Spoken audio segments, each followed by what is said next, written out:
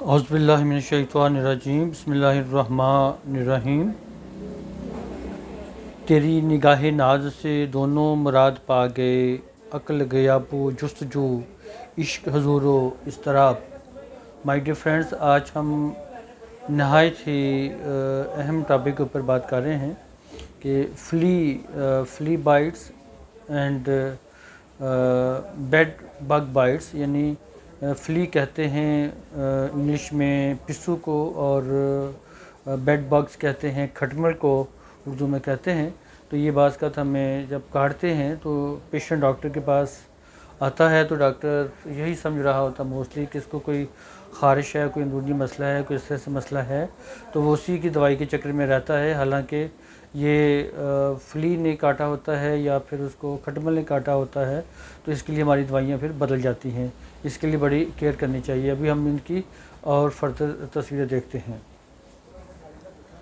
Friends, ये पिस्सू यानी फ्ली और बेड बग यानी कि खटमल की बड़ी वाज़ेह तस्वीरें आपके सामने हैं।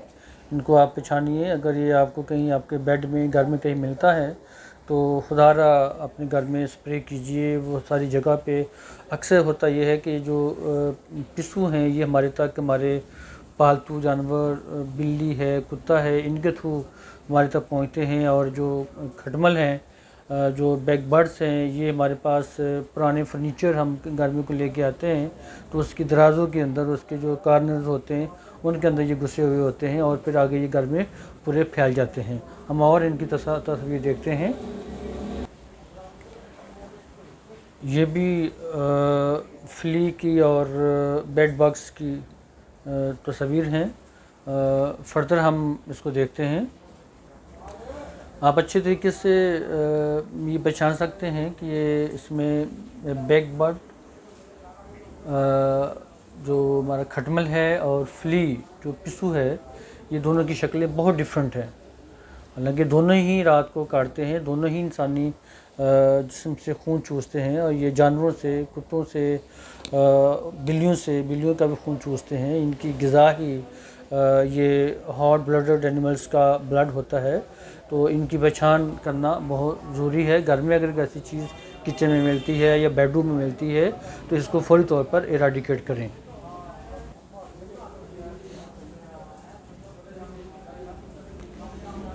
ये भी इनकी दो तस्वीर हैं, और ये जो इनके विंग्स नहीं होते लेकिन इनकी टांगें इस तरह से होती हैं जैसे ये जो पिस्सू होता है इसकी तो टांगें लंबी लंबी होती हैं। ये जंप लगा के एक जगह से दूसरी जगह पर पहुंच जाता है। इनकी सिम्टम्स बड़ी वाज़ेह होती हैं। जहाँ जिस जगह पे ये काटते हैं इंसान को, वहाँ पर इचिंग होती है, वहाँ पर बर्निंग होती है, जलन होती है, और वो रेड सा निशान सा पड़ जाता है। इसमें एक बड़ी अहम बात है कि जो हमारे पिस्सू होते हैं ये मोस्टली लोअर पार्ट्स के ऊपर, मसलन ये पाँव हो गए, टांगे हो गए, या इस तरह से हमारे जो फोल्ड्स होते हैं, जो वार्म पार्ट्स होते हैं, या आर्म पिट्स वगैरह होते हैं, यहाँ पर आके ये ज़्यादा काटते हैं। और इस तरह से इनकी रेडनेस भी ज़्यादा होती है एज़ कंपेयर टू खटमल की निस्बत इनकी रेडनेस से ज़्यादा होती है। माय डियर फ्रेंड्स, ये तस्वीर आप देख सकते हैं कि इसमें बड़ा डिफ्रेंशिएट किया गया है। मुख्त जगह पे जो काटा है, मसलन इन्होंने फ्लीस ने कहीं आर्म पिट में वो काटा हुआ है, इस तरह से वो लेग के ऊपर काट रहा है। तो ये इस तरह से जो warm part of the body होते हैं मोस्टली ये वहीं पे काटता है। बाकी पे भी ये काट सकता है, लेकिन ये इसकी ज़्यादातर ये यहीं पर ही उसको काटने में ज़रा आसानी रहती है। इस तरह से हम और फर्दर स्किन के पार्ट्स को हम देखते हैं जिनके ऊपर फ्लीस ने काटा होता है। फ्रेंड्स, ये देख रहे हैं आप लेग का मसलन जो हिस्सा है, इसमें किस तरह से ये फ्लीस ने काटा होगा। ये टिपिकल इसका ये इस तरह से हम इसको डिफ्रेंशिएट कर सकते हैं बाकी जो बाइट्स होते हैं इंसेक्ट्स के। तो इस तरह से ये काटता है, ये बना के बहुत ज़्यादा रेडनेस से वहाँ पर आ जाती है। ये बहुत बड़ी निशानी है कि हमारे जिस्म के ऊपर इस तरह से इसने पिस्सू ने काटा है। अक्सर हमारे पास पेशेंट आते हैं ना, वो कहते हैं जनाब डॉक्टर साहब जब हम घर से बाहर होते हैं तो हमें कोई ख़ारिश नहीं होती, जैसे हम घर में जाके सोते हैं कपड़े वगैरह उतारते हैं तो फिर हमें ये प्रॉब्लम होनी शुरू हो जाती है। तो बेसिकली होता यूँ ही है कि जब वो घर जाते हैं तो घर उनके बेडरूम में उनके बेड के ऊपर ये इस तरह से पिस्सू वगैरह होते हैं, फ्लीज होते हैं, या वो खटमल वगैरह होते हैं, वो उनको काटते हैं। तो इस तरह से ये बहुत ज़्यादा पॉइजनिंग भी हो सकती है, इनके काटने से हमें फ़ीवर भी हो सकता है, हमारा ब्लड सेप्टिक भी हो सकता है। तो बड़ी केयर की ज़रूरत होती है, ये कोई आम बात नहीं होती।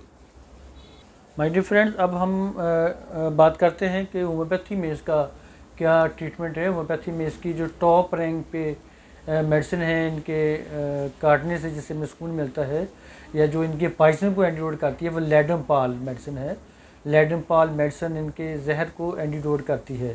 तो दूसरा as a painkiller, nerve पे कहीं भी कोई इंसेक्ट काटता है तो वहाँ पर जो दर्द होती है उसको उस दर्द को रोकने की जो हमारे पास द बेस्ट रेमेडी है, सबसे अच्छी रेमेडी होती है, वो हाइपेरिकम होती है। उसके बाद कैलेडियम एक हमारे पास दवा है कि जिसमें बर्निंग, बड़ी शदीद इचिंग है, शदीद किस्म की बर्निंग हो रही है जहाँ पर इसने काटा हुआ है, तो वहाँ पर आप कैलेडियम जो हमारी दवा है उसका इस्तेमाल कर सकते हैं। अगर किसी पेशेंट को फीवर हो गया है, उसकी सेप्टिक कंडीशन हो गई है ब्लड की, उसके अंदर इसका पॉइजन बहुत ज़्यादा फैल गया है, तो फिर हमारे पास बैप्टीशिया एक दवा है, पायरोजिनम एक दवा है। पायरोजिनम 1 mg की आप एक डोज दें पेशेंट को, और बैप्टीशिया 30 में चंद दिन तक आप उसको दें, तो पेशेंट के अंदर जो जहर फैला होता है वो भी ठीक हो जाता है और पेशेंट को बिल्कुल बड़ा अच्छा आराम मिल जाता है। सभी में मैंने डिस्कस किया माय डियर फ्रेंड्स कि हमारे पास लेडमपॉल हमारी बहुत बड़ी दवा है, हाइपेरिकम बहुत बड़ी दवा है, कैलेडियम हमारे पास बहुत बड़ी दवा है, बैप्टीशिया हमारे पास बहुत बड़ी दवा है। होम्योपैथी में फ्लीज बाइट को दुरुस्त करने का और बेड बैग बाइट को दुरुस्त करने का ये बेहतरीन इसका ये ट्रीटमेंट होता है। हमारी एक और दवा है जिसको पायरोजिनम कहते हैं। पायरोजिनम हम मोस्टली उस कंडीशन में देते हैं कि जब पेशेंट को मुसलसल बुखार चढ़ता है और उसके ब्लड में ये सेप्टिक कंडीशन हो गई है, तो इसमें हम पायरोजिनम के इस्तेमाल से बहुत हद तक इस सेप्टिक कंडीशन से पेशेंट को बाहर निकाल सकते हैं। और बैप्टीशिया भी इस कंडीशन में बहुत अच्छा काम करती है। लेकिन सबसे पहले जो दवा आपके पास अगर ऐसा पेशेंट आता है तो सबसे पहले जो दवा उसको देनी है वो लेडमपाल ही है। लेडमपाल उसके जो पॉइजन को वो एंटीडोट कर देगा। अगर उसके बाद भी पेशेंट को फीवर वगैरह रह रहा है, कोई प्रॉब्लम रह रही है, तो फिर आप बैप्टीशिया और पायरोजिनम आप दे सकते हैं। अदरवाइज़ ये लेडमपाल और हाइपेरिकम और कैलेडियम वगैरह जो हमारी मेडिसिन है यही केस को क्लियर कर देती हैं। माय डियर फ्रेंड्स, मेरा नाम होम्योपैथिक डॉक्टर मोहम्मद इकबाल काशिफ है।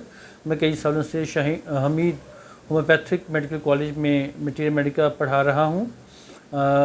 मैंने शाहीन होम्योपैथिक मेडिकल कॉलेज में भी काफ़ी अर्सा पढ़ाया है, लेकिन आजकल मैं हमीद होम्योपैथिक मेडिकल कॉलेज में पढ़ा रहा हूँ। आप मेरे चैनल को प्लीज़ सब्सक्राइब करें, मेरी वीडियोज़ को लाइक करें और शेयर करें। Thank you very much. अल्लाह हाफिज़।